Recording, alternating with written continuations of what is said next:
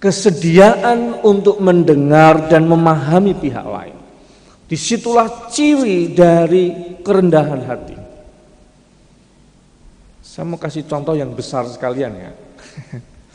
Saya kasih contoh yang besar sekalian yang sekarang ini sedang dalam situasi yang betul-betul tidak apa yang terjadi di Prancis.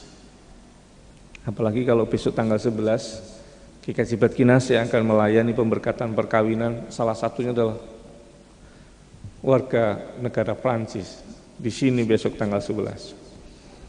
Jadi Emmanuel Macron dengan ucapannya itu sudah sangat menyinggung umat Islam. Dan kita harus bersikap bagaimana posisi kita. Yang pertama, jadi kalau kerendahan hati itu kan kesediaan mendengar, memahami pihak lain. Yang pertama kita harus ngerti betul bahwa teman-teman kita Muslim itu sangat menjunjung tinggi Nabi Muhammad. Dan Al-Quran itu sesuatu yang tidak boleh tersentuh, tidak boleh disepelekan dan harus sangat terhormat dan dikhususkan, betul-betul khusus. Ini tidak boleh main-main soal itu, harus ditempatkan dengan cara yang sangat-sangat istimewa. Kita harus menghormati cara berpikir berteologi itu, tidak boleh kemudian sembarangan. Kenapa? Kalau kita sembarangan, kita menyinggung esensi iman mereka. Nah sekarang bagaimana dengan Prancis? Bagaimana dengan Emmanuel Macron yang menggambarkan kondisi Prancis? Bapak, Ibu, Saudara, teman-teman, adik-adik, anak-anak semuanya. Prancis ini adalah negara yang paling berat menghadapi masa di mana gereja berkuasa pada waktu itu. Prancis itu negara sekuler yang paling sekuler. Karena ada 3 negara sekuler. Yang sebelah sini modelnya Amerika. Model Amerika itu pemisahan negara dan agama, tapi agama masuk di politik. Kalau di Prancis itu ekstrimnya ada. Semua simbol agama tidak boleh ada di tempat umum. Di sekolah nggak boleh ada, pendidikan agama nggak boleh ada.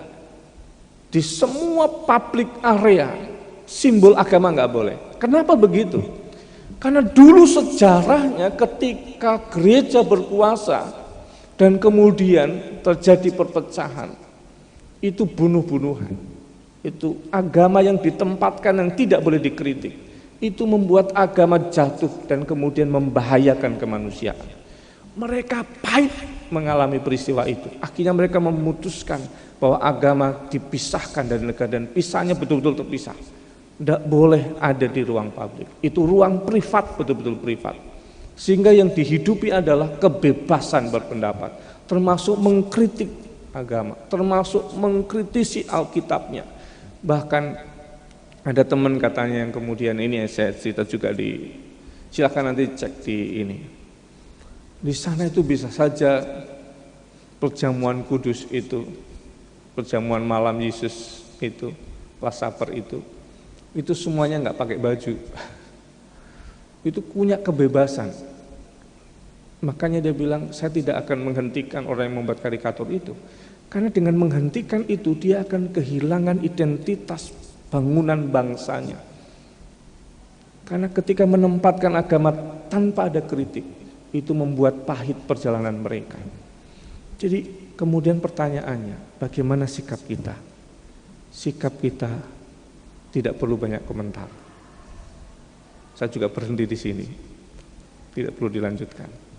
Tetapi doakan supaya kerukunan umat beragama di dunia ini bisa terpelihara. Kita sudah mengalami banyak perjalanan hidup dan harus menghidupi bangsa, menghidupi dunia ini, bumi ini sebagai rumah bersama.